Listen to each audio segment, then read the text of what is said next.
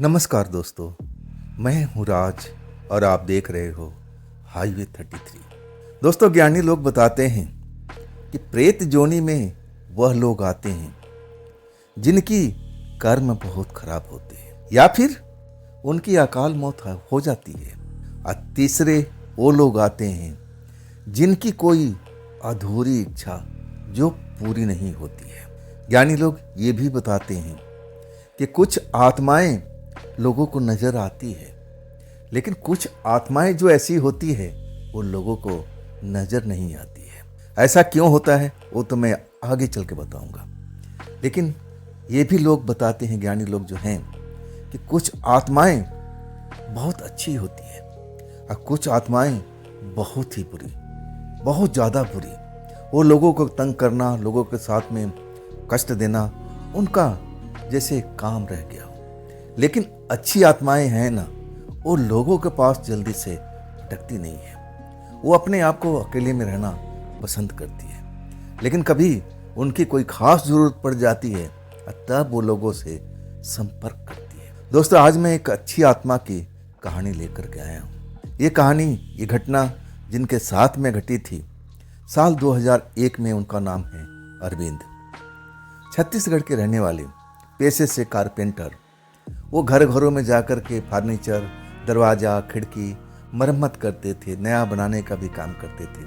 लेकिन ज़्यादातर उनको काम मिलता नहीं था। महीने में 2-4 काम मिल गया। अब बड़ी मुश्किल से उनका घर बार चलता था।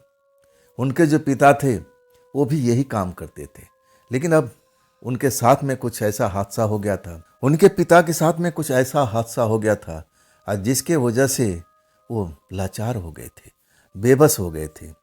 वो घर छोड़ करके कहीं जा भी नहीं सकते थे।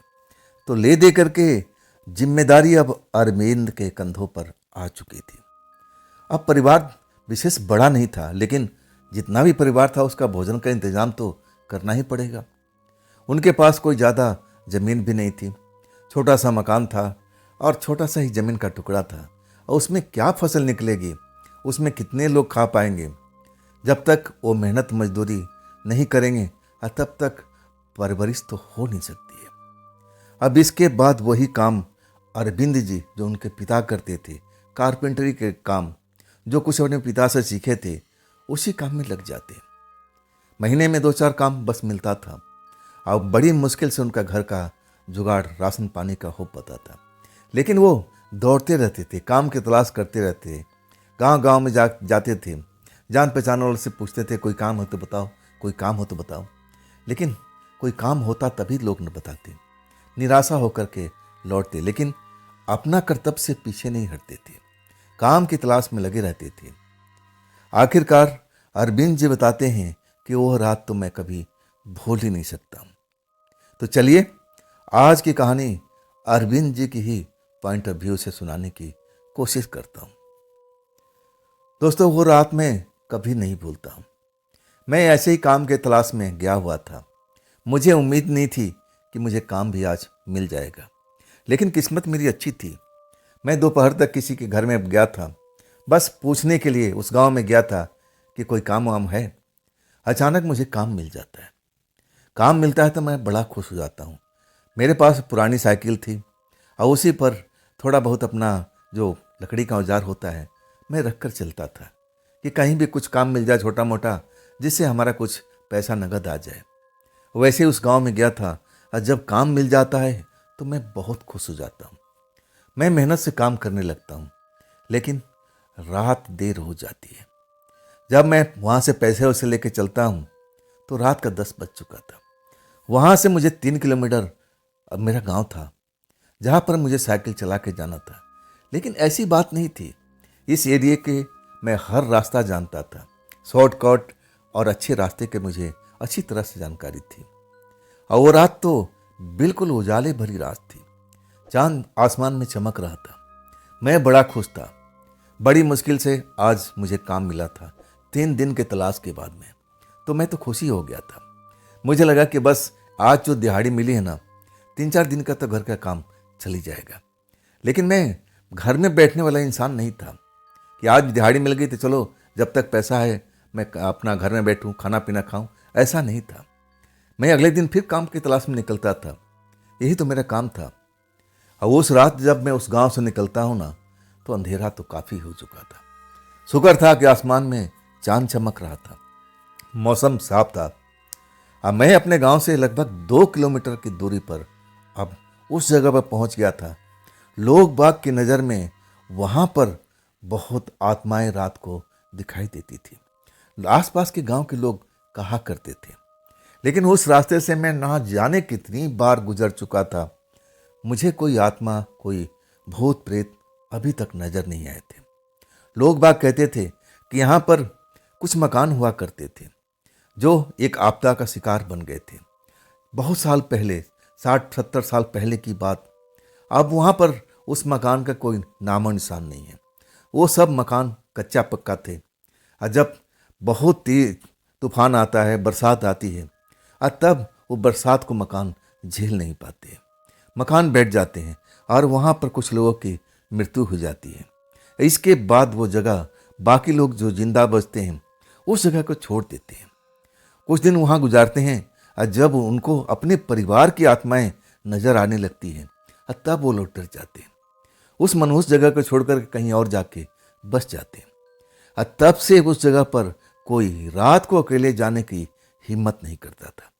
लेकिन ऐसा नहीं था कि उस घर का कोई खंडहर हो, मिट्टी, कच्ची मिट्टी के मकान थी। वो तो कब का जंगल झर वहाँ पर उग चुका था। वो जमीन कोई उपजाऊ जमीन नहीं थी, वहाँ पर जंगल जैसा दिखाई देता था। लेकिन ये किस्सा कहानी मैं बहुत पहले ही सुन चुका था। कभी कभी मुझे ऐसा लगता था जब मैं रात को उधर से गुजरता था ना, कि जिस तरफ में वो बसावट थी पहले, उधर में कुछ हलचल हो रही है। मैं वहाँ पर रुक जाता था, साइकिल चलाते चलाते रुक जाता था, सुनने की कोशिश करता था, तो कुछ आवाज़ जरूर सुनाई देती थी, जैसे कुछ लोग आपस में बातचीत कर रहे हो। लेकिन मैं जब देखता ना, तो मुझे वहाँ कोई नज़र नहीं आता था। मुझे लगता था कि मेरे कान बज रहे हैं, मेरे मन का भ्रम है। ऐसा कुछ जब दिखाई नहीं दे रहा है तो लोग बात करते कैसे नजर आ रहे हैं, मेरे कानों में ऐसी आवाज़ क्यों पड़ रही है। तब मैं सोचने पर विवश हो जाता था कि गांव के जो बूढ़े लोग हैं, जो घटना क्रम बताते थे, कहीं वो ही प्रेत आत्माएं आज भी तो नहीं है। लेकिन मैं इन चीज़ों को मानता नहीं था, इन शक्तियों पर मुझे विश्वास नहीं था। मैं भगवान को जरूर मानता था, भगवान पर मुझे बहुत आस्था थी। सुबह नहा धो करके पूजा पाठ करके मैं अपने काम पर निकलता था कि हे भगवान, मुझे रोजी रोटी का तलाश पूरी करना, आज मुझे अच्छा काम दिलवा देना। लेकिन भगवान कभी कभी सुना करते थे, जब मुझे महीने में 2-4 दिन काम मिल जाया करता था। बाकी दिन तो भगवान सुनते भी नहीं थे। उस रात में जब उस जगह से उस जगह पहुंचता हूँ ना, उससे पहले ही जहाँ पर वो जंगल झड़ था, जहाँ पर कभी बस्ती हुआ करती थी, मैंने बस्ती तो नहीं, वो घर हुआ करती थी, जहाँ पर कुछ लोगों की मौत हो चुकी थी। मैं अभी उस जगह से लगभग 500 मीटर का दूरी पर था। रास्ता बिल्कुल साफ था, आसमान में चांद चमकता हुआ नजर आ रहा था। अब मैं भी बहुत खुश था, आज मेरी दिहाड़ी अच्छी खासी बन गई थी। तो मैं भी गुनगुनाते हुए अपने साइकिल पर पैडल मारते हुए तेजी से अपने घर की तरफ जा रहा था। लेकिन जब कुछ देर मैं जाता हूँ आगे में, तब मुझे 2 लोग उसी रोड पर आगे जाते हुए दिखाई देते हैं। वैसे रास्ता सभी के लिए था, ये कोई अब रास्ता बंद तो नहीं था कि इस पर लोग आते जाते नहीं थे। मैं उन लोगों को जब देखता हूँ तो मैं थोड़ा देखने पर ऐसा लगता है कि लड़के के साथ में कोई ना कोई दिक्कत है, कोई परेशानी है, जैसे वो नशे के अंदर में हो। वो चलते चलते अचानक रुक जाता था। जब मैं नज़दीक पहुंचता हूं तो देखता हूं कि 2 लोग में हैं, एक स्त्री है, एक पुरुष है, एक लड़का है, एक लड़की है। लड़का जैसे लग रहा था कि दारू पी रखा, उसके पैर कभी इधर कभी उधर डगमगाता हुआ पड़ रहा था। मैं पहली नज़र में जो देखा था ना, मुझे ऐसा ही महसूस हुआ था कि ज़रूरत से ज़्यादा इसने दारू पी रखी है। लेकिन जब पास जाता हूँ, देखता हूँ वो लड़की जो देखने में जवान थी, सुंदर भी थी, उस लड़के का हाथ पकड़ रखी थी, उसको सहारा दे करके लेके आगे जा रही थी और कुछ बोल भी रही थी कि देखो अब हमारा घर आ गया। अब चिंता मत करो, हम जल्दी से अपने घर पहुंच जाएंगे। तुम्हें आराम मिल जाएगा, तुम्हें आराम मिल जाएगा।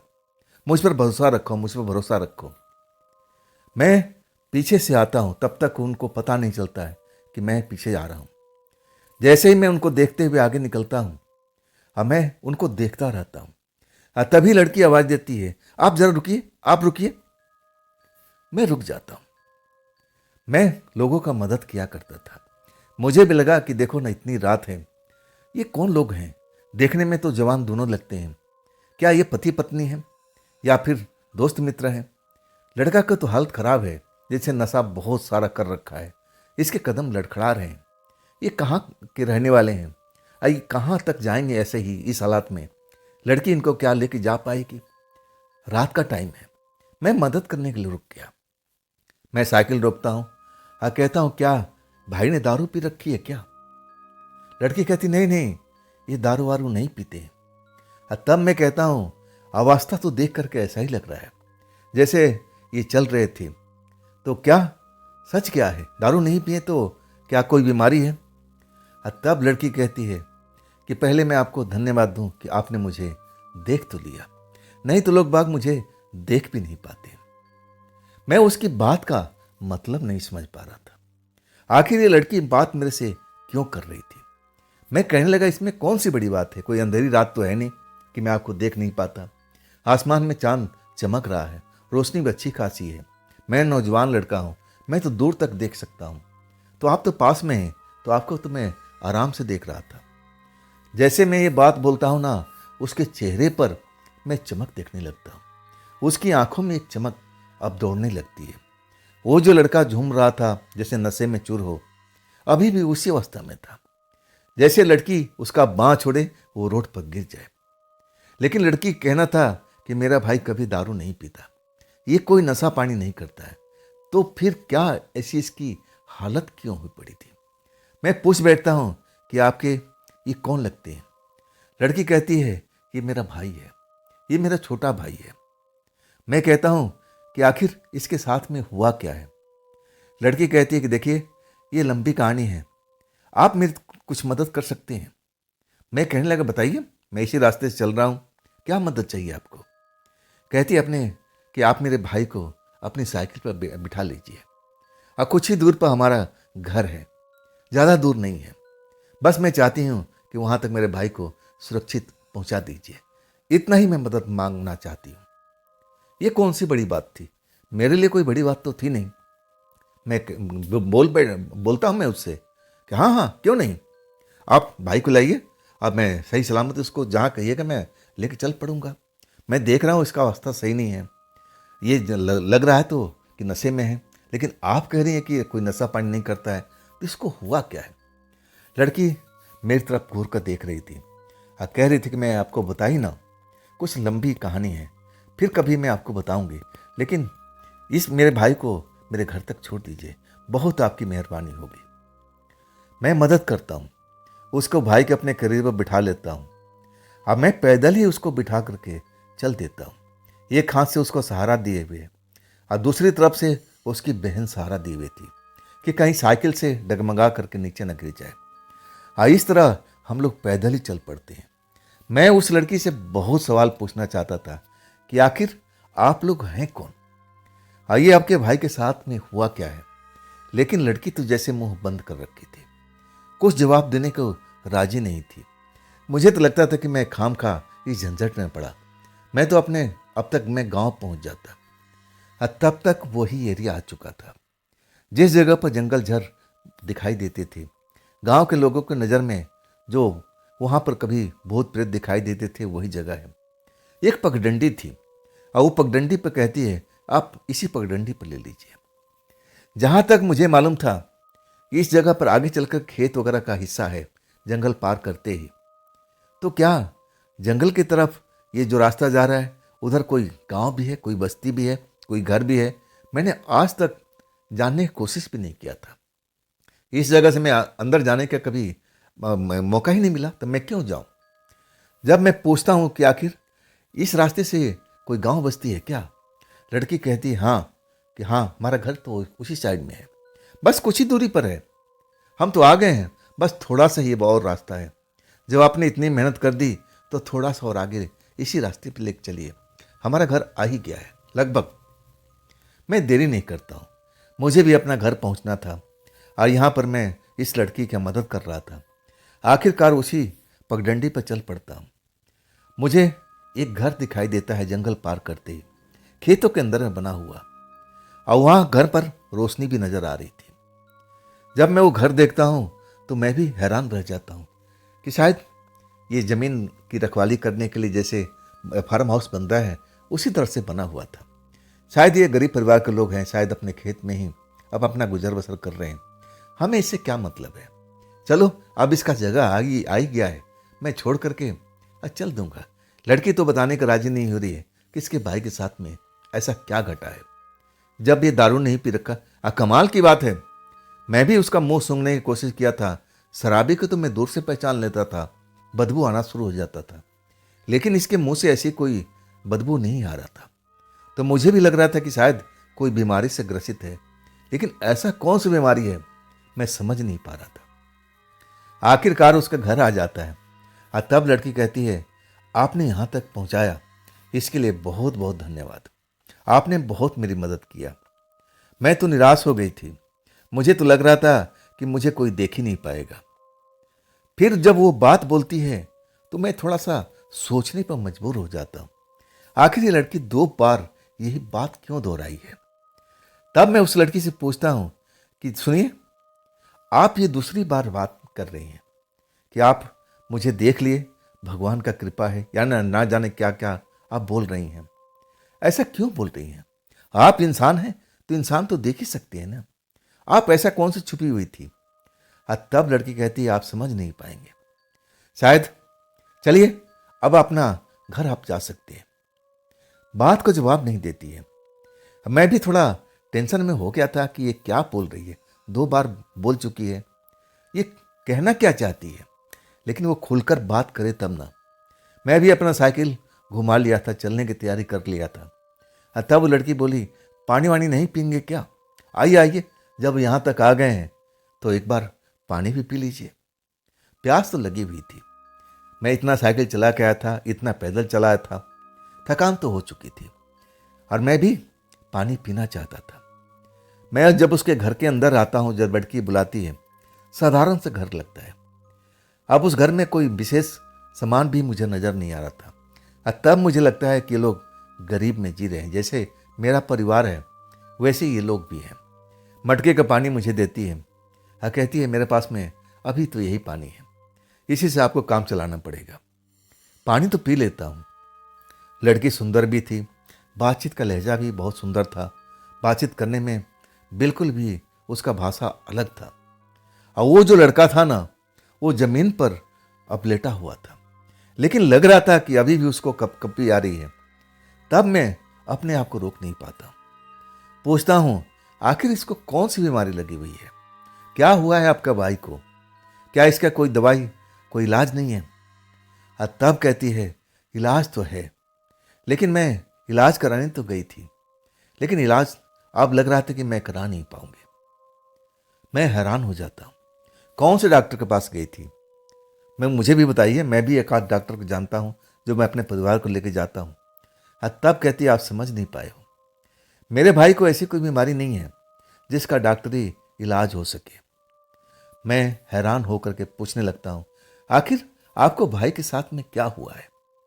तब कहती है लगता है मुझे सब कुछ बताना ही पड़ेगा, जो मैं छुपाना चाहती थी। लगता है कि अब वो सब बात करने का मौका आ गया है। आप डरेंगे तो नहीं ना? आप ये सब बात सुनकर के घबराएंगे तो नहीं ना? डर कर के भाग खड़े तो नहीं होंगे? आप हमारी मदद करेंगे? पहले आप बताइए। मैं हैरान था उस लड़की की बात सुन करके। मैं भला इस लड़की से क्यों डरूंगा भाई? ये लड़की मेरा क्या बिगाड़ लेगी? ये भी इंसान, मैं भी इंसान, मैं भला इनसे डरने का क्या मतलब रह गया है? मैं मन में तो थोड़ा अलग विचार आता है कि ना जाने क्या बोलने वाली है, लेकिन मैं बोलता हूँ कि नहीं नहीं, मैं भला आपसे क्यों डरूंगा? आप अपनी जो भी बात है मेरे सामने में रख सकती है, हो सकता है कि मैं आपकी मदद कर सकूं। तब कहती है कि देखिए लंबी बात है, आप बैठ जाइए, आप थक जाएंगे, पहले भी आप पैदल चल के आए हैं, साइकिल चलाते हुए, धकेलते हुए, आप थके हुए हैं, मैं देख रही हूँ, आप बैठ जाइए। मैं उसी भाई के बगल में जो जमीन पर लेटा हुआ था, मैं भी वहीं पर एक ऊंचे स्थान देख करके बैठ जाता हूँ। मेरी निगाहें उस लड़की पर जमी हुई थी जो अपने भाई के पास में बैठी हुई थी। अब भाई उसका अभी भी इधर उधर हाथ फिर पटक रहा था, जैसे नशे का शिकार हो। लेकिन मैंने भी सूंघ के देख लिया था, ऐसी कोई बदबू मुझे महसूस नहीं हो रही थी कि कोई नशा पी रखा हो। तो आखिर इसको कौन सी बीमारी थी जिसके इलाज डॉक्टर नहीं कर सकते थे? मैं जानने के लिए बेचैन था, क्या हुआ इस लड़के को। मैं उस लड़की की तरफ देख रहा था कि अब बोलेगी, अब बोलेगी, लेकिन वो मेरी तरफ देखती है, कभी अपने भाई की तरफ देखती है, अब फिर मेरी तरफ देखने लगती है। उसकी आंखों में कई रंग आते हैं, कई रंग जाते हैं, ऐसा मुझे महसूस होता है। कभी अपने पलकें बंद कर लेती है, कभी खोल करके थोड़ा इधर उधर देखने लगती है। मैं समझ नहीं पा रहा था कि ये भूमिका बना रही है, क्यों अपनी बात जल्दी से क्यों नहीं कह देती है। मुझे भी अपने घर जाने का देरी हो रहा है। तब मैं कहता हूँ कि शायद आप बात को छिपाना चाहती हो, आप मुझे बताना नहीं चाहती हो। तब मैं उठ के खड़ा होने लगता हूँ। लड़के कहती नहीं नहीं बैठिए। मेरे को समझ में नहीं आता कि मैं कहाँ से शुरुआत करूँ। मैं कहने लगा, अरे आप मेन बात बता दीजिए, बात खत्म हो जाएगा, मैं भी जान लूँगा। अगर मेरे मदद करने लायक होगा तो मैं ज़रूर आपका मदद करूँगा। जब तक मुझे जानकारी नहीं मिलेगी तब तक मैं कैसे मदद कर पाऊँगा कि आपको भाई के हुआ क्या है। लड़की कुछ देर अपने भाई की तरफ देखती है, अब फिर मेरी तरफ देख करके निगाहें झुका लेती है, जमीन की तरफ देखने लगती है। तब वो बात बताने लगती है। मैं आपको बताने जा रही हूँ, देखिए विनती आपसे, आप डरिएगा नहीं, आप बिल्कुल इस जगह से भागिएगा नहीं। मैं हैरान था लेकिन बोल नहीं पा रहा था। मुझे लगा कि मैं बीच में बोलूँगा फिर रुक जाएगी, बोलने दो। अब फिर वो अपनी बात रखने लगती है। पहली बात जब रखती है तो मेरे को हंसी आने लगता है। पहले ही बोलती है कि देखिए हम आत्मा हैं, मैं भी और मेरा भाई भी। जब ये बात बोलती है, अब बोल करके मेरी तरफ देखने लगती है तो मेरे चेहरे पर मुस्कुराहट आ जाती है। उसको लग जाता है कि मैं शायद विश्वास नहीं कर पा रहा हूँ। अब मैं विश्वास कर भी नहीं रहा था। एक जीती जागती हाड़ मांस की बनी हुई लड़की मेरे सामने बैठी थी, उसका भाई बैठा हुआ था जो दर्द में था, बेचैन था, ना जाने कौन सा बीमारी से ग्रसित था। वो लड़की अपने आप को आत्मा कह रही थी, अपने भाई को भी आत्मा कर रही थी। मैं कैसे उसकी बात को मान लेता। मुस्कुराहट आ ही जाती है। मुझे लगा कि लड़की मजाक तो नहीं कर रही है। तभी लड़की टोक देती है, मैं जानती थी कि जब मैं आपको बोलूँगी ना तो आप विश्वास नहीं कर पाओगे, या तो मेरे से डर के भाग खड़े हो गए या फिर इसी तरह मजाक उड़ाओगे जैसे अभी मुस्कुरा रहे हो। मैं मुस्कुराना बंद कर देता हूँ, कहता हूँ नहीं, आपकी बात सुनकर मुझे हंसी आ गई। आप अपने आप को आत्मा कह रही हो, अपने भाई को आत्मा कह रही हो। कहाँ से आप आत्मा हो? आप तो जैसे मैं हूँ वैसे आप हैं, मेरे में आप में कहाँ फर्क है? लड़की कहती है, यही तो बात है, यही तो बात मैं आपको समझाना चाहती हूँ। कभी हम भी इंसान थे लेकिन अभी नहीं है। अभी हम प्रेतात्मा हैं। हम तो किसी को दिखाई भी नहीं देते थे, हम तो लोगों को नज़र में आते भी नहीं थे। लेकिन ना जाने ऐसा क्या हो गया कि हम आपको नज़र आ गए। हम उसी रास्ते से आते थे, जाते थे, इंसान नज़र आते थे, लेकिन कोई भी हमें देख नहीं पाता था। आप पहले वो इंसान हैं कि हमें आप देखे हो। मैंने आपसे मदद मांगी हो और आपने मदद भी कर दिया। नहीं तो मैं लोगों से मिलना चाहती थी, मैं उनसे मदद मांगना चाहती थी, लेकिन मेरी बात को कोई सुन ही नहीं पाता था, ना मुझे देख पाता था। आप पहले इंसान हो जो आप मुझे देखा भी, मेरी बात को महसूस भी किया, सुना भी, और आपने मेरी मदद भी किया। मेरे भाई को अपने साइकिल पर बिठा करके मेरे इस घर तक लेके आए हो। मैं उसकी बात सुन रहा था, लंबी भूमिका तो बना लिया था। आखिर ये कहना क्या चाहती है? कहाँ से ये प्रेतात्मा देख रही है? मन में तो लग रहा था कि मैं हंस दूं, बोल दूं, अरे क्या मजाक कर रही हो, मेन बात बताओ। लेकिन मैं ये बात बोल नहीं पाता। मुझे लगा कि ये बात बोलूंगा तो लड़की जो अपने दिल की बात कह रही है वो भी रुक जाएगी। देखने में बहुत ही आकर्षक थी। मैं तो देख करके कुछ और मेरे मन में होने लगा था, लेकिन अपने आप को मैं कंट्रोल किया कि नहीं नहीं, ऐसी बात इस जगह पर शोभा नहीं देती है। इसकी भाई दर्द में है, तड़प रहा है, ना जाने इसको क्या बीमारी है। नहीं नहीं, मैं ऐसा इंसान बनना नहीं चाहता हूँ। मैं उसकी बात को सुनने लगता हूँ और वो कभी मुझे देख रही थी और कभी अपनी बात को रख रही थी। वो मुझे इसलिए देखती थी कि मैं उसकी बात पर यकीन कर रहा हूँ कि नहीं कर रहा हूँ। वो बोल रही थी कि देखिए, यहाँ पर जो आगे जंगल दिख रहा है ना, कभी हमारा वहाँ पर भरा पूरा परिवार था, लेकिन हम लोग रात के टाइम में सोए हुए थे, अब गहरी नींद में थे। हमें तो मालूम भी नहीं कि कब बारिश आता है, कब तूफान आता है, कब हमारा मिट्टी का घर ढह जाता है हम लोग के ऊपर में, और हम मर भी जाते हैं और हमें मालूम भी नहीं होता है। और इसके बाद हमें दिन दुनिया का पता भी नहीं लगता है। मेरा भाई कहाँ है, मेरा परिवार कहाँ है, मेरे पिता कहाँ है, मेरा माता कहाँ है, किसी का मालूम नहीं होता है। मैं प्रेत जोनी में आ गई थी। प्रेत जोनी में एक अंधेरी दुनिया में अपने आप को पाया था, जहां पर हर तरफ अंधेरा ही अंधेरा है। मैं तो भटक रही थी। मैं अपने परिवार को ढूंढने की कोशिश कर रही थी कि मेरा परिवार कहाँ है। मेरे साथ में अचानक ये सब क्या हुआ? मुझे रोशनी क्यों नजर नहीं आ रही है? कितने साल में मुझे तो कुछ भी पता नहीं है कि मैं कब से उस अंधेरी दुनिया में अपने आप को पाती हूँ, भटकती हुई अपने परिवार को ढूंढती हूँ कि मेरा परिवार मुझे मिल जाए। मैं अपने परिवार को आवाज़ देती हूँ, लेकिन कोई भी परिवार सदस्य मुझे दिखाई नहीं देता, ना उनकी आवाज़ सुन पाती हूँ। मैं अपने भाई से बहुत ही प्रेम करती थी और भाई को भी आवाज़ देती हूँ तो भाई भी मुझे कोई आवाज़ का जवाब नहीं देता। ना जाने कितनी साल, कितनी रातें उस अंधेरी दुनिया में बीत जाती है, और एक बार जब मेरी आँख खुलती है तब मैं रोशनी के अंदर पाती हूँ। मैं अपने आप को इसी जगह पर पाती हूँ, इसी इलाके में पाती हूँ। रोशनी से भरा हुआ मैं देख करके बड़ा खुश हो जाती हूँ कि मैं अपना परिवार को ढूंढूं। अब अंधेरा छट गया है, रात खत्म हो गई है, अब दिन हो चुका है। मैं अपने परिवार को ढूंढती हूँ तो मेरा घर नजर ही नहीं आता है। वहाँ तक घर का नामो निशान नहीं है। मैं हर तरफ देखने की कोशिश करती हूँ तो मैं देखती हूँ यहाँ तो कुछ भी नहीं है। मेरा घर का कोई नामो निशान मुझे दिखाई नहीं देता है। आखिर मेरा घर कहाँ गया? मेरे परिवार के लोग कहाँ गए? उनके साथ में क्या हुआ? मैं रास्ते पर लोगों को मिलती थी, उनका हाथ पकड़ने की कोशिश करती थी कि आप रास्ता रोक करके कि मैं अपने परिवार के बारे में पूछ सकूं, लेकिन कोई मुझे तवज्जो देता ही नहीं था। मुझे कोई देखता ही नहीं था, ना मुझे कोई महसूस करता था, ना मेरी आवाज़ों को सुनता था। लेकिन मैं अपने परिवार को ढूंढना चाहती थी। मैं अपने भाई से बहुत ही प्रेम करती थी। मैं अपने भाई को तलाशती रहती थी, इधर उधर भटकती रहती थी। आखिर मेरे भाई कहाँ पर हैं, मेरे माता पिता कहाँ हैं? लेकिन बहुत दिनों के बाद तलाश करते करते मैं निराश हो जाती हूँ। तब मुझे एहसास होता है कि शायद कहीं मैं मर तो नहीं गई हूँ। जब मैं अपने आप को देखती हूँ तब समझ नहीं पाती हूँ कि मैं इतनी हल्की कैसे हो गई, मैं हवा में कैसे उड़ सकती हूँ। तब मुझे ज्ञात होता है कि मैं तो मर चुकी हूँ। क्या मेरा परिवार ही मर चुका है? मेरा भाई भी मर चुका है? उस रात को, उस तूफानी रात में मैं बहुत जोरों से रोने लगती हूँ। मेरी रुलाई थमती नहीं है। मुझे पहली बार एहसास होता है कि मैं तो बिल्कुल ख़त्म हो चुकी हूँ। मेरा भाई भी शायद मर चुका है, मेरे माता पिता मर चुके हैं, तो वो लोग कहाँ हैं? शायद वो भी आत्मा बन चुके हैं।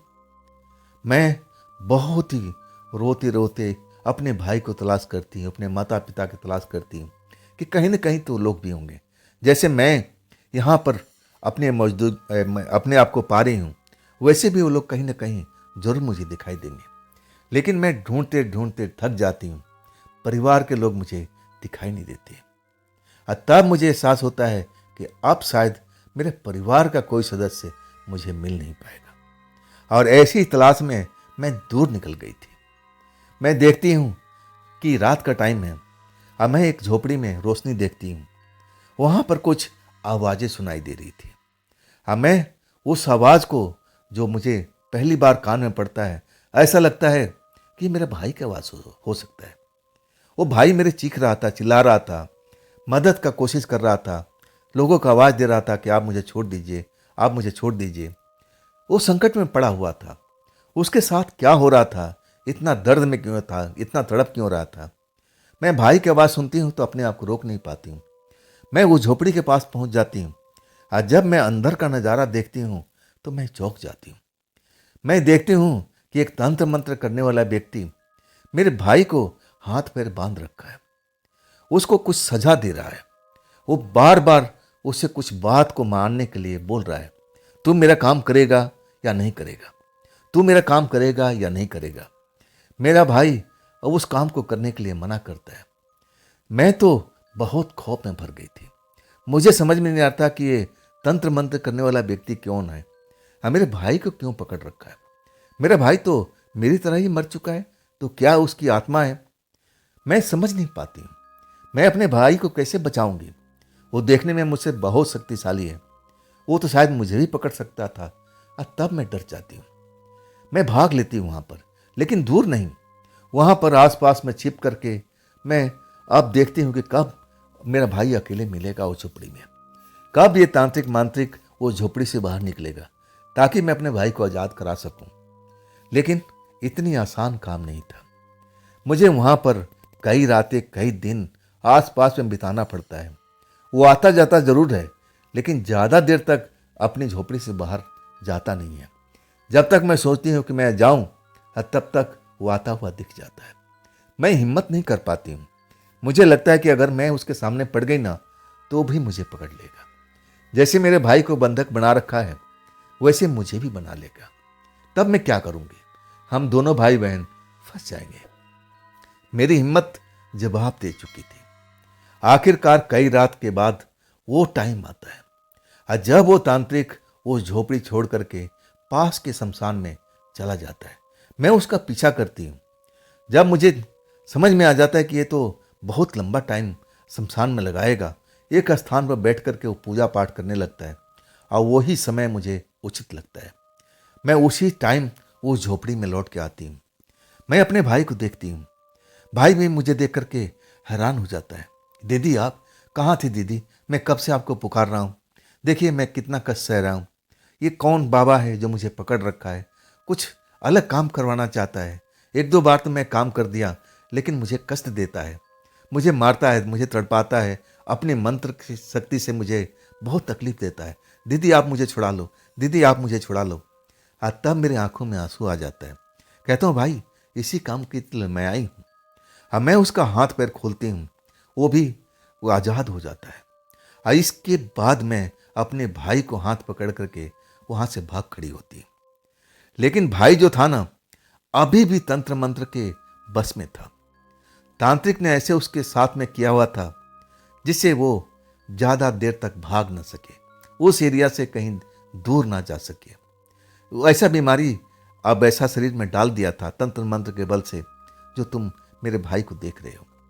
दूसरा कोई देखे तो समझ लेगा कि ये दारू पिए हुए है, लेकिन ये दारू नहीं, उसी तंत्र मंत्र का शक्ति है जिससे मेरा भाई पीड़ित है, दर्द में है, तड़प रहा है। अब मैं इसके इलाज के लिए मैं बहुत जगह पर ढूंढी, लेकिन मैं प्रेतात्मा हूं ना, मैं अपने भाई की कोई मदद नहीं कर पाती हूँ।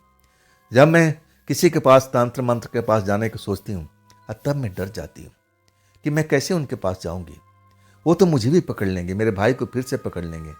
तांत्रिक लोग मांत्रिक लोग ऐसे ही आत्माओं को स्वीकार करते हैं। और इसके बाद मेरी हिम्मत नहीं होती। मैं डॉक्टर के दुकान पर जाने की कोशिश करती हूँ, डॉक्टर के पास भाई के लेकर पहुँच जाती हूँ, लेकिन वो डॉक्टर तो मुझे देख ही नहीं पाता है। मैं चिल्लाती हूँ कि आप मेरे भाई को देखो, इलाज करो, लेकिन वो डॉक्टर मुझे महसूस ही नहीं कर पाता है, ना मुझे देख पाता है और ना मेरे भाई को देख पाता है। इस तरह मैं आसपास के डॉक्टरों के पास में ले जाती हूँ अपने भाई को दिखाने के लिए, लेकिन कोई भी मुझे देख नहीं पाता है। आप पहले इंसान हो जो आज आपने मेरे को देखा है, मेरे भाई को देखा है। ये बोलते बोलते उसकी आंखों से आंसू टपकने लगता है। मैं जब ये पूरा घटना सुनता हूं ना, तो मैं बहुत हैरत में पड़ जाता हूं। ये कैसे हो सकता है भाई? ये लड़की देखने में तो इंसान की तरह लग रही है, ये लड़का भी इंसान की तरह लग रहा है। मैं क्या करूं, कुछ भी समझ में नहीं आ रहा था। यकीन तो नहीं हो रहा था, लेकिन यकीन करना पड़ रहा था। तब मैं उससे पूछता हूं कि जो आपने बात बताई थी सच्ची बात है, इसमें कोई झूठ तो नहीं है? आप सच बोलिए, तभी मैं आपकी मदद कर पाऊंगा। लड़की रोते रोते कहती है, इसमें एक शब्द भी झूठ का नहीं है। जो भी मैंने बताया है सब सच्चाई है। मेरे भाई से पूछ लीजिए, आप भाई से पूछ लीजिए। मैं अब समझ गया था, ये दोनों प्रेत आत्मा थे। शायद इनकी अकाल मौत हो गई थी, इसी वजह से ये प्रेत जोनी में चले गए थे। लेकिन एक वक्त आता है और जब वो प्रेत जोनी से बाहर निकल आते हैं, अंधेरी दुनिया से बाहर निकल आते हैं और हमारी दुनिया में आ जाते हैं। लेकिन इसके बाद में भी इतनी इनके पास में शक्ति नहीं होती है कि लोगों से संपर्क कर सके। ऐसा मेरे में क्या खूबी था जो मैं इनको दिखाई पड़ गया।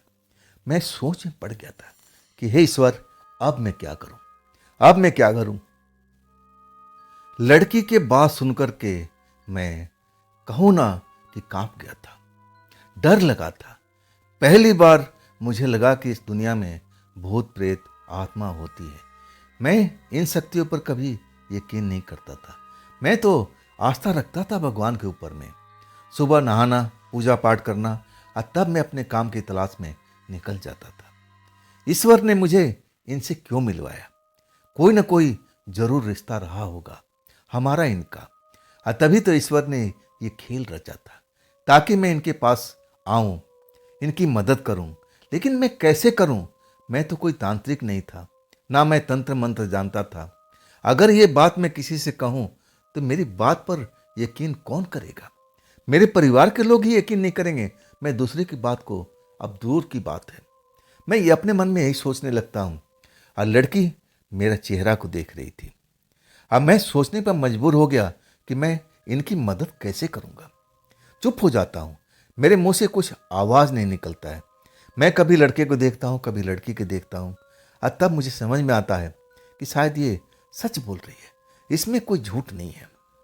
मैं अभी कोई जवाब नहीं दे पाता हूं, और तभी लड़की कहती है कि देखिए, मैं जानती हूं कि आप एक मेहनत करने वाले इंसान हैं। आप मेहनत करते हैं तो आपका घर बार चलता है। आप जो भी काम करते हैं उसी से आपका परिवार का पेट भरता है। मैं जानती हूं कि इस काम में टाइम भी लग सकता है और आपका मेहनत भी लग सकता है, लेकिन आप चिंता मत कीजिए, हम आपका मेहनत का पूरा फल देंगे।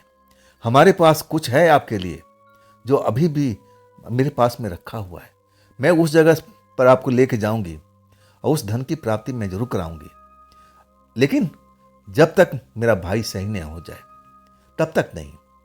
मैं चाहती हूं कि आप मेरा काम करें और हम आपका पूरा परिश्रम का फल दें। आप हमारी मदद करेंगे ना? अब तो करेंगे ना? जब ये लड़की बात बोलती है मैं उसकी बात पर जरा भी रिएक्शन नहीं देता हूं। मेरे तो मन में ना जाने क्या क्या चल रहा था। मैं उस आत्मा को, उस लड़की को देख रहा था कि देखो ना, इतनी सी उम्र में भगवान ने कैसे इनको सजा दिया है, कैसे ये प्रेत जोनी में चले गए। मैं उस लड़की को देखता हूं, अभी भी दर्द में तड़प रहा था, करवटें दे रहा था, इधर से उधर घूम रहा था। वो तंत्र मंत्र का शिकार बना हुआ था, किसी मांत्रिक का। मैं सोच में डूब जाता हूं, ना तो मैं हाँ करता हूं और ना मैं ना करता हूं। मैं उठ के खड़ा हो जाता हूं। लड़की उठ के खड़ी हो जाती है। आप मेरी मदद करेंगे? मेरे सिर हिल जाता है कि हाँ, बस मैं कुछ बोल नहीं पाता हूं। और तब मैं उस कुटिया से, उस झोपड़ी से, उस घर से मैं निकलने लगता हूं जहां मेरी साइकिल खड़ी थी। मैं साइकिल के पास में आता हूं और तब लड़की कहती है, आप कब आएंगे दोबारा? हम लोग यहीं पे मिलेंगे आपको। आप हमारी मदद करेंगे ना? देखिए, आप हमारी मदद करेंगे ना तो हम आपको निराश नहीं करेंगे। हम आपको परिश्रम का फल जरूर देंगे ताकि आपकी जिंदगी आराम से गुजर सके। मैं समझ नहीं पा रहा था कि आखिर मुझे क्या देना चाहती थी। मैं अभी इन चीजों से बहुत दूर था। मुझे तो लग रहा था कि मैं ये काम कर पाऊंगा या नहीं कर पाऊंगा। ये तो दूर की कौड़ी थी। क्यों, कैसे मैं कर पाऊंगा, और शायद ये परिश्रम का फल मुझे देगी या नहीं देगी, मैं उस चीज पर बिल्कुल मेरा दिमाग आया भी नहीं था। मैं तो लग रहा था कि शायद ये काम मैं कर नहीं पाऊंगा। मैं किससे ये बात कहूंगा? कौन लोग मेरी बात पर यकीन करेंगे? मैं किसी तांत्रिक मांत्रिक के पास जाऊंगा तो शायद वो भी मेरी बात का यकीन न कर पाए। मुझे तो ऐसा ही लग रहा था। मैं कहता हूं उस लड़की से, आप चिंता मत कीजिए, मैं देखता हूं जो भी आपके लिए अच्छा होगा मैं करने की कोशिश करूंगा, लेकिन टाइम लगेगा, आप मुझे टाइम दीजिए। लड़की कहने लगी, आप चिंता मत कीजिए, मैं आपके साथ में रहूंगी, साए की तरह। जहां आप होंगे मैं वहां पर रहूंगी। जब आप मुझे आवाज देंगे मैं हाजिर हो जाऊंगी। और उस पल मुझे डर लगने लगा था। मैं कहा कि नहीं नहीं, आप मेरे पीछा मत कीजिएगा। मैं पारिवारिक हूं, मैं अपने परिवार में रहता हूं। अगर आप वहां पर किसी को नजर आ जाओगी तो मेरे लिए तो समस्या खड़ा हो जाएगा। मेरे घर के लोग डर जाएंगे, तब मैं क्या करूंगा। लड़की मुस्कुरा के कहती है, मुझे पता है आपके अलावा मुझे कोई नहीं देख पाएगा, आप डरिए मत। मैं बोलती हूं ना कि मैं आपके साथ में रहूंगी, अगर जरूरत पड़ेगा तो मैं आपकी मदद भी करूंगी, लेकिन ये काम जल्द से जल्द करवा दीजिए। आप मेरे भाई की हालत देख रहे हैं ना, कैसे दर्द में तड़प रहा है। मैं चाहती हूं वो तंत्र मंत्र से मुक्त हो जाए। हम लोग प्रेत जोनी में हैं, अब कब हमें मुक्ति मिलेगी, कब हम दूसरे जोनी में जाएंगे, ये तो दूर की कौड़ी है। लेकिन कम से कम मेरा भाई वो दर्द से बाहर तो निकल आए। बस इतना ही मैं रिक्वेस्ट करना चाहती हूँ। सचमुच उस लड़की पे मुझे दया आ रहा था। अपने भाई के प्रति उसका कितना प्यार था। अब मरने के बाद भी अब आत्मा एक दूसरे को कैसे, अब समझ भी नहीं आ रहा था। मैं तो इस कहानी में इतना उलझ चुका था कि कुछ भी मुझे समझ में नहीं आता कि मैं इस लड़की का कैसे मदद करूंगा, कहाँ जाऊंगा, किससे अपनी बात को शेयर करूंगा। मैं अपने परिवार से कहूंगा तो मेरे परिवार ही मानने के लिए तैयार नहीं होगा। खैर, उस टाइम तो लड़की अपने घर की तरफ लौट जाती है। अब मुझे लगता है कि हाँ, चली गई है, लेकिन वो गई नहीं थी। जब मैं अपने घर पहुंच जाता हूं तब मुझे आभास होता है कि मेरे आसपास ही है। मैं डर जाता हूं और तब मैं उसको बोलता हूं धीरे से कि आप मेरे आसपास में हो ना। और तब वो मेरे कान के पास में आके बोलती है कि हाँ, मैं आपके आसपास हूं। मैं चाहती हूं कि आप मेरी बात को जल्द से जल्द, जो बात है, पूरा करें। जो उस काम के लिए मैं आपको बोली हूं, उस काम को जल्दी से जल्दी ख़त्म कीजिए। मेरे भाई का दर्द बढ़ता जा रहा है, बढ़ता जा रहा है। अब मैं बहुत परेशान हूँ। आप मेरे भाई का हालत तो देख रहे हैं ना, इसलिए मैं आपके पास में हूँ, ताकि मैं आपको याद दिलाती रहूँ कि ये जो काम, ये भी ज़रूरी है। आप चिंता मत कीजिए। आप बेशक कुछ दिन काम पर न जाइए और हमारा काम कीजिए। हम आपकी मेहनत का फल जरूर देंगे। हम आपकी मेहनत का पूरा परिश्रम देंगे। आप चिंता मत कीजिए, हमारे काम पर आप जुट जाइए। इसलिए मैं आपके साथ में हूँ। रात भर मैं सही ढंग से सो नहीं पाया था। आखिरकार सुबह होती है और तब मैं सोच विचारने लगता हूँ। मैं अपने पिता के पास जाता हूँ, पिता के सामने जाके बैठ जाता हूँ। अब मैं पिता के चेहरा देखता हूँ और कभी दूर देखने लगता हूँ। और तब पिताजी कहते हैं, अरविंद, कुछ बात हुई क्या तेरे साथ में? कुछ जरूर है, तू आज उदास दिख रहा है। तेरे चेहरे पर तो चमक दिखती थी, आज क्यों है उदास? क्या सोच रहा है? काम पर नहीं जाना है क्या? और तब मैं कहता हूँ कि जाना है पिताजी, लेकिन मैं एक सवाल आपसे पूछना चाहता हूँ। शायद आप जवाब दे पाएं या ना दे पाएं। देखिए, तब वो कहते हैं, कौन सी बात? कौन सी बात का जवाब चाहता है? अरे काम पर नहीं जाएगा, जवाब सवाल तो होता रहेगा। अरे शाम के लौट आएगा, जो भी पूछना है पूछ ले। अब तो देर हो रही है, जहाँ काम की तलाश में निकल जा। और तब मैं कहता हूँ, पिताजी, आज मैं जाने के मूड में नहीं हूँ। मैं आपसे एक सवाल पूछना चाहता हूँ। अब मुझे उम्मीद है कि आप मेरे सवाल का जवाब बिल्कुल देंगे। तब कहते हैं, जो सवाल करना है जल्दी से पूछ और अपने काम पर निकल। बेटा, तू घर में बैठेगा तो हम लोग खाना कहाँ से खाएंगे? मेरे पिताजी जो कह रहे थे, सच्ची बात है। पिताजी का दवाई, बहुत सारा घर में खर्च था, आखिर वो पूरा कहाँ से होगा? मेरे ऊपर ही तो सारा परिवार अब निर्भर था। और तब मैं कहता हूँ, पिताजी, आप प्रेतात्मा को मानते हैं? भूत प्रेत को कभी आपने देखा है? पिताजी मेरी तरफ घूर के देखने लगते हैं, कहते हैं, आज ये तू भूत प्रेत का नाम क्यों ले रहा है? तू तो भूत प्रेत को मानता नहीं है, तब इस विषय पर तू क्यों बात कर रहा है? बात क्या हुई? क्या कोई भूतनी से, कोई भूत से तेरा वास्ता पड़ गया है? रास्ते में क्या देख लिया था क्या? और तब मैं कहता हूँ, पिताजी, मेरे आप बात को जवाब दीजिए। आप भूत प्रेत पर यकीन करते हो? भूत प्रेत का अस्तित्व है इस दुनिया में? आप मानते हो या नहीं मानते हो? और तब पिताजी कहते, कैसा बेतुका सवाल कर रहा है? ये सवाल क्यों कर रहा है, मुझे समझ में नहीं आ रहा है। ये सवाल छोड़ के कोई दूसरा सवाल भी तो कर सकता है। तो भूत प्रेत की बातें क्यों कर रहा है इस घर में? हम नहीं चाहते हैं कि इस घर में कोई भूत प्रेत का बात करे। तूने आज तक इस घर में कभी भूत प्रेत का नाम सुना है? तब मैं कहता हूँ, नहीं। इसलिए तो मैं भी विश्वास नहीं करता था। लेकिन आज मैं जानना चाहता हूँ कि भूत प्रेत होते हैं कि नहीं होते। आप मुझे ये बता दो। पिताजी अब जान गए थे कि मैं जिद पर अड़ा हुआ हूँ, बताना तो पड़ेगा, हाँ या ना। तब अपनी आंखें झुका लेते हैं और कहते हैं, हाँ भूत प्रेत होते हैं, आत्माएं होती हैं। पूछना क्या चाहता है? क्या तेरे को कोई भूत प्रेत मिल चुका है? बोल बोल, बताता क्यों नहीं है? पिताजी मुझे अब धमकाते हुए पूछने लगते हैं। अरे तू बोलता क्यों नहीं है? मैंने बता दिया ना कि हाँ होते हैं। कहाँ देखा, कब देखा? तू ये सवाल क्यों मुझसे पूछा? बहुत सारा सवाल पिताजी पूछने लगते हैं। मैं बिल्कुल शांत रह जाता हूँ। तब मैं कहता हूँ, अगर मान लो पिताजी कोई भूत परेशानी में पड़ गया हो, तब उसका उपचार कैसे किया जा सकता है? पिताजी चौंकते हुए कहते हैं, कहना क्या चाहता है तू? बात क्या हुई? जब तक पूरी बात नहीं बताएगा हम इस बात का जवाब कैसे दे पाएंगे? तब मैं कहता हूँ कि पिताजी मैं सही कह रहा हूँ। अगर कोई भूत, कोई आत्मा कोई परेशानी में पड़ जाता है, कोई उस पर तंत्र मंत्र कर देता है, कोई तांत्रिक उसको तंत्र मंत्र से बांध देता है, उसको बीमार कर देता है, वो बिल्कुल दर्द से तड़पता है, तो उसका इलाज क्या, कैसे होना चाहिए, कौन करेगा? पिताजी मेरी तरफ देख रहे थे, जैसे उनकी आंखों पर विश्वास नहीं हो रहा है, उनके कानों पर विश्वास नहीं हो रहा है कि मैं ऐसे सवाल उससे क्यों पूछ रहा हूँ। तब हैरानी भरे स्वर में कहते हैं, बात क्या है अरविंद? जो भी बात है मुझसे साफ साफ बोल, तब मैं शायद इस बात का जवाब दे पाऊंगा। मैं जानता था कि पिताजी हमेशा पूजा पाठ करने वाले व्यक्ति थे। जब से मैं होश संभाला मैं उनको पूजा पाठ करते देखा था।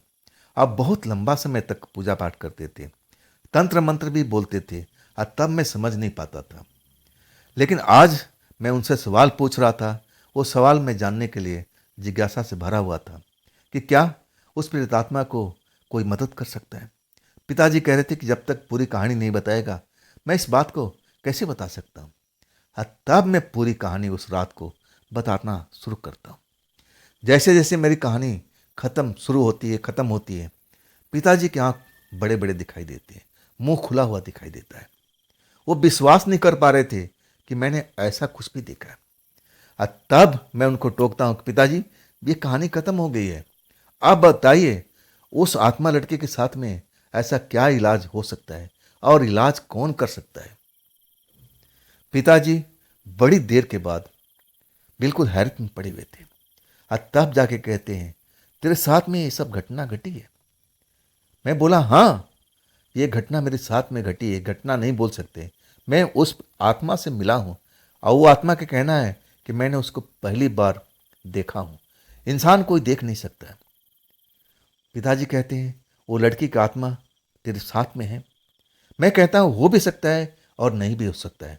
मैं आवाज देख के पूछता हूँ। तब पिताजी डर जाते हैं, कहते हैं, रुक रुक रुक रुक रुक, अभी रुक जा, 2 मिनट समय दे मेरे को।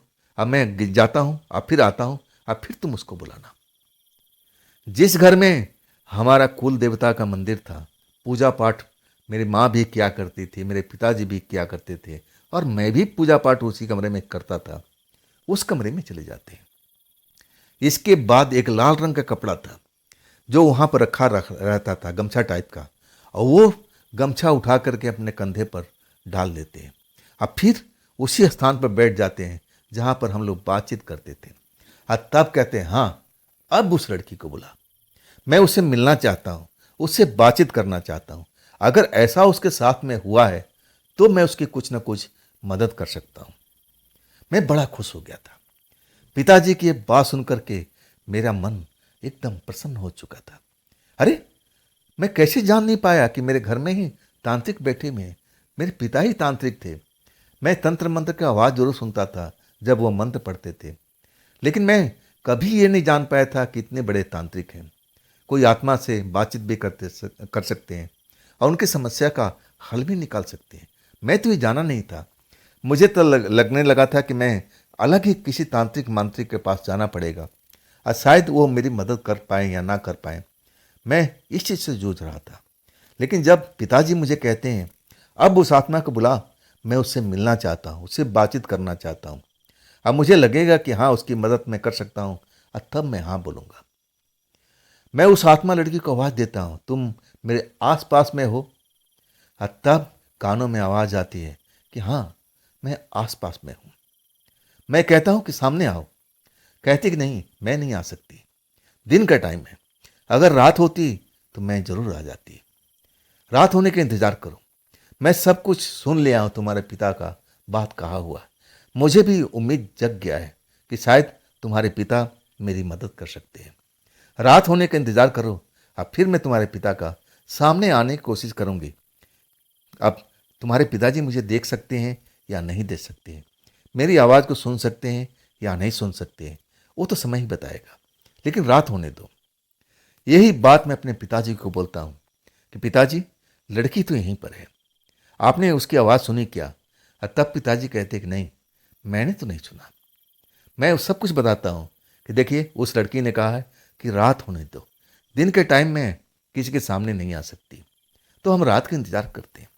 मुझे तो बड़ा उम्मीद जग गया था कि शायद जिस लड़के को मैंने दर्द में तड़पते हुए देखा था, शायद उसके दर्द से मुक्ति हो सकती है।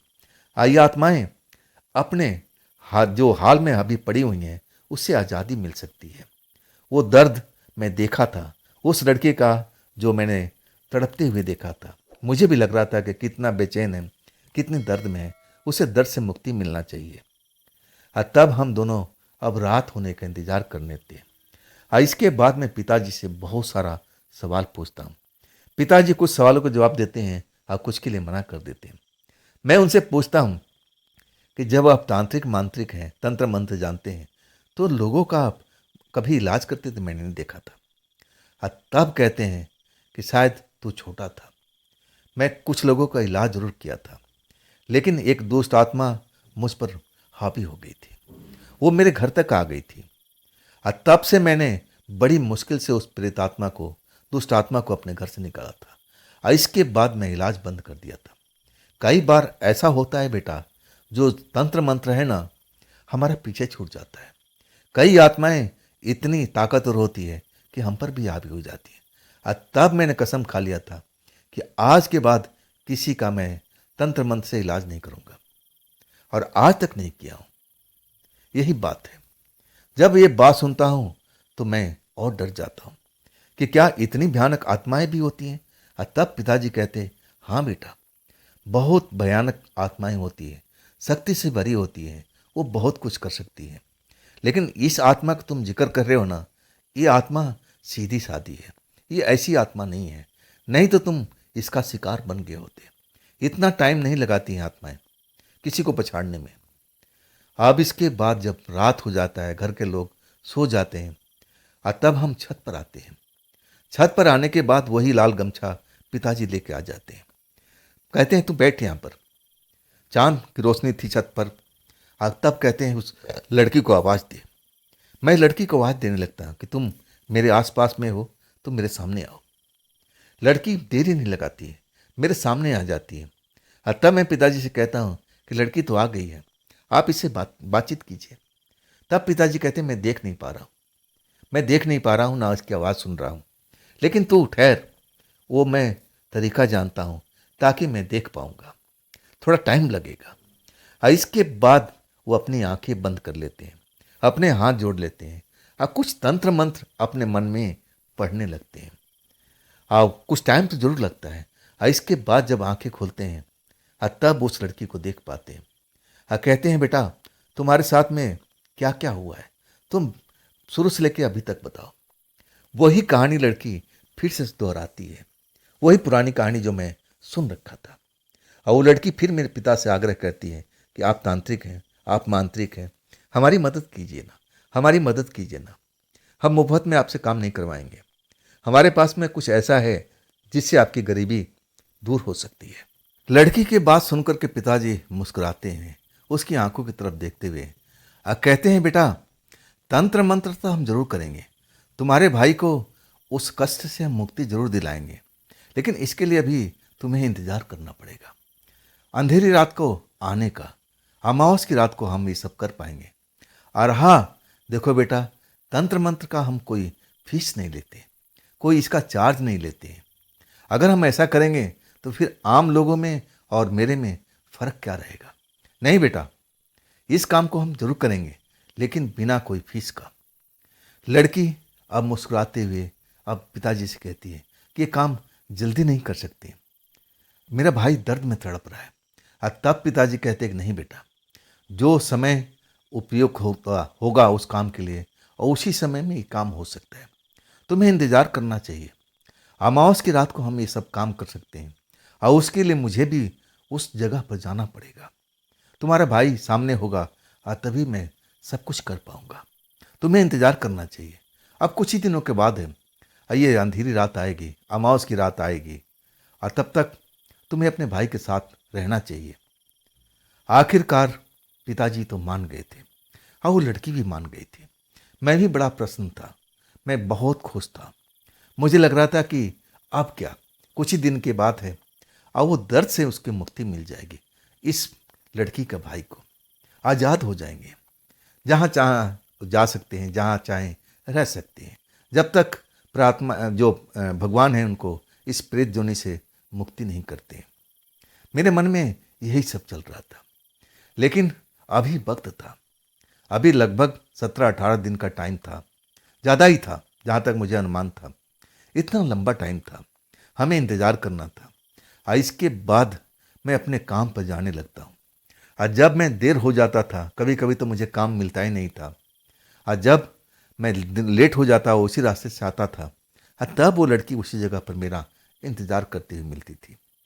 कहती थी आज काम मिला, और तब मैं कहता था कि हाँ मिला था, लेकिन ज़्यादा पैसे वाला नहीं, बस जो भी मिला मैं उसमें खुश हूँ।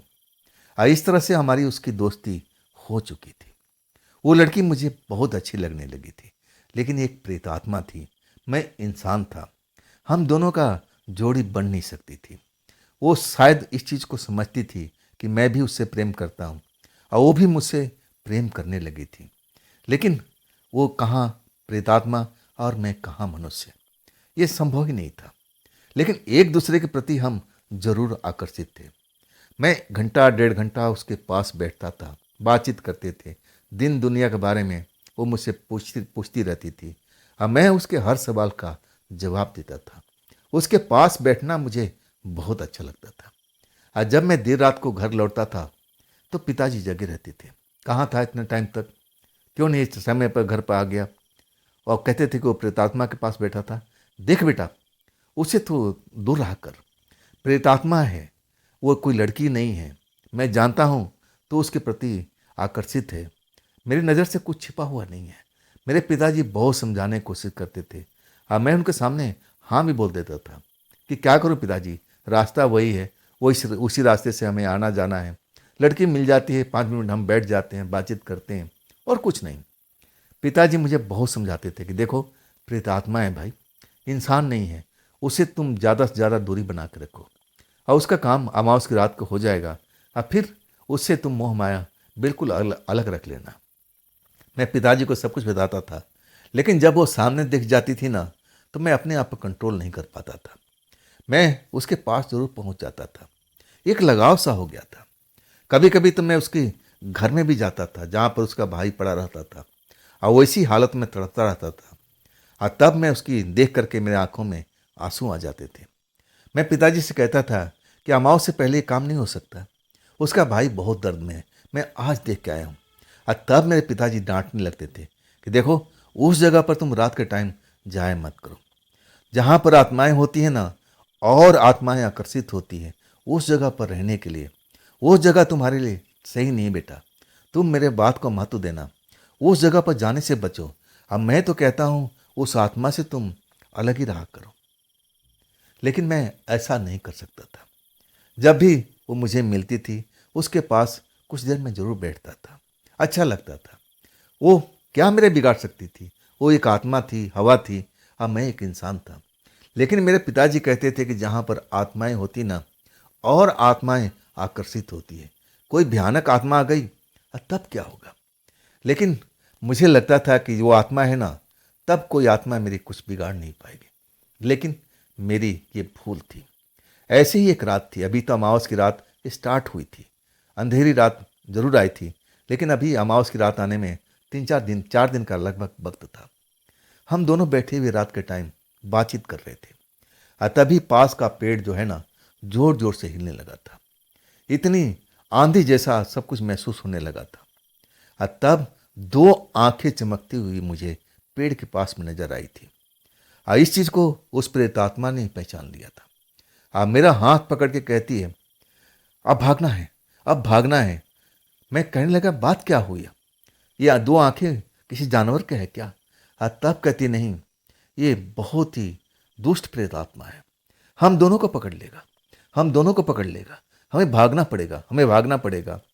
मेरी हाथ पकड़ के दौड़ने लगती है। जब मैं थक जाता हूं ना, तब जैसे मुझे हवा में उठा देती है। आखिरकार मुझे घर तक छोड़ करके तब वो लौट जाती है अपने भाई के पास में। कहीं आत्मा उसको तो नुकसान तो नहीं पहुंचाया। पहली बार मैं किसी दुष्ट आत्मा से अब डरा था। देखा भी था, लेकिन आधा अधूरा। मैं उसका पूरा शरीर देख नहीं पाया था। पेड़ के पास में उसकी बड़ी बड़ी लाल लाल आंखें नजर आ रही थी। तब मुझे विश्वास हो गया पिताजी की बात पर। अब मैं प्रेतात्मा से पूछता हूँ कि ये जो बात है कहाँ तक सच है। प्रेतात्माओं से और भी आत्माएं आकर्षित होती है। तब वो प्रेतात्मा कहती, मुझे नहीं मालूम, आप मेरे से दूरी बना कर रखो। जैसे मेरे पिताजी कहते थे, वो प्रेतात्मा भी ऐसा ही कहने लगी थी। लेकिन मैं उससे दूरी बना के रह नहीं पाता था। जब उस रास्ते से मैं गुजरता था, अचानक उस जगह पर मेरे कदम रुक जाते थे। मैं उसके पास चला जाता था। जब तक मैं देखूं ना, तब तक चैन नहीं पड़ता था। शायद मैं उस लड़की के प्यार में आ चुका था, आकर्षण में फंस गया था। लेकिन तब तक अमावस की रात आ गई थी। पिताजी पूरी तैयारी से अब उस जगह पर हम दोनों अब पहुंच चुके थे। वही टूटा फूटा कमरा जो खेतों में बना हुआ था, शायद किसी मालिक का था और खेती के काम में इस्तेमाल होता होगा जब फसल उगती होगी। उसमें उनका डेरा डंडी लगा हुआ था। उसी जगह पर जाकर के मेरे पिताजी पूजा पाठ करते हैं। वो जो उनका भाई था, लड़की का प्रेतात्मा, वो दर्द से और तड़पने लगता है। जब पूजा पाठ करना शुरू करते हैं ना, तो और तेज तेज दर्द उसको होने लगती है। वो बर्दाश्त नहीं कर पाता है, चीखता है, चिल्लाता है। और तब प्रेतात्मा रोने लगती है। उसकी रुलाई देख करके मैं भी रोने लगता हूँ। और तब पिताजी मुझे डांटते हैं, उस लड़के को और उस लड़की को शांत कराओ। कुछ देर की बात है, और तब मैं उसको मुक्त करा दूंगा। उस चीज़ से मैं उसे मुक्ति दिला दूंगा। उसको शांत रहने के बोलो, शांत रहने को बोलो। और तब मैं दोनों को समझाता था कि थोड़ी देर बस, थोड़ी देर बस। लेकिन वो थोड़ी देर खत्म नहीं होता है। उस काम में लगभग 2-2.5 घंटा लग चुका था। कई बार मैं पिताजी को चेहरे पर परेशानी का भाव भी देखा था। जैसे लग रहा था कि उनका मंत्र काम नहीं कर रहा है। लेकिन वो हार मानने वाले में से नहीं थे। आखिरकार वो मेहनत करते हैं, तंत्र मंत्र का नया नया प्रयोग करते हैं। अब फिर उस मंत्र का काट उनको मिल जाता है। और तब जाकर के लड़का जो दर्द में तड़पता हुआ दिखाई देता था, एकदम शांत हो जाता है, एकदम शांत। आंखें बंद हो जाती हैं, जैसे वो बहुत दिनों से सोया नहीं हो। अब उसको नींद आ चुकी है। जब उसको शांति मिलती है ना, तब उसकी बहन मेरी तरफ देख करके अब मुस्कुराती है, मेरे कान के पास में आके बोलती है, या क्या अब मुक्ति मिल चुकी है? मतलब उस जो बंधन था, जो तंत्र मंत्र था, उससे मुक्ति मिल चुकी है। उसका कहने का मतलब ये था। तब मैं पिताजी की तरफ देखता हूँ। तब पिताजी कहते हैं, हाँ, अब मैं उसका काट कर दिया हूँ। अब डरने की आवश्यकता नहीं है। आप लोग आराम से रह सकते हो और हमें अब चलना होगा। हम दोनों चलने लगते हैं। तब लड़की मेरा हाथ पकड़ लेती है, कहती है, रुको, मैं तुम्हें एक चीज़ देना चाहती हूँ। पिताजी कहते हैं, नहीं नहीं, हम लोग किसी काम का फीस नहीं लेते। लड़की कहती है, हम फीस नहीं, हम इसका मेहनताना देना चाहते हैं। मेरे काम के लिए कई दिन अभी अपने घर में बैठा रहा। अब मेरा भी तो कुछ फर्ज बनता है। जो भी मेरे पास में है, अब किस काम में आएगा? मैं तो एक प्रेतात्मा हूँ, उस चीज़ का मुझे कोई शौक भी नहीं है। तब पिताजी मान जाते हैं, कहते हैं, क्या है? तब वो लड़की उसी जंगल में ले जाती है, एक जगह पर दिखाती है। कहती है, मुझे पता है कि मेरा चीज़ यहीं पर अभी भी है। आप इसको थोड़ा सा खुदाई करो और देखो, कुछ ना कुछ यहाँ पर आपके लिए ज़रूर मिलेगा। अब मेरे पास में कुछ औजार नहीं, कुछ भी ऐसा चीज़ नहीं। तब मैं कहता हूँ कि सख्त ज़मीन है, हम इसको खुदाई कैसे कर पाएंगे? तब लड़की कहती है, मेरे लिए कोई मुश्किल नहीं है, मैं इसका खुदाई कर सकती हूँ। और उसके बाद कुछ ही टाइम लगता है, उस जगह की मिट्टी हट चुकी थी। मुझे एक चीज़ वहाँ पर पोटली नज़र आती है, और उस पोटली को जब हम खोलते हैं तो आंखें फैल जाती है। उसमें कुछ जेवर नज़र आते हैं। और तब पिताजी कहते हैं, ये किसका जेवर है, किसका जेवर है? और लड़की कहती है, ये मेरा है, मेरे माँ बाप ने शादी के लिए बनवाया था, लेकिन अब ना तो मेरा परिवार है और ना मैं कोई जीवित इंसान हूँ, तब ये मेरे किस काम में आएगा? ये आप लोग का गरीबी जरूर दूर कर देगा। इसको आप अपने पास रखिए, इससे आपका कोई ना कोई फायदा जरूर होगा, लेकिन ये हमारे किसी काम का नहीं है। आखिरकार हम बहुत कोशिश किए थे कि नहीं, हम इसको नहीं लेंगे, लेकिन लड़की कहने लगी कि अगर हम नहीं लोगे तो मेरे मन को शांति नहीं मिलेगी। आखिरकार जब इतना प्रेशर देती है, दबाव देती है, तब पिताजी इशारा करते हैं कि ले लो।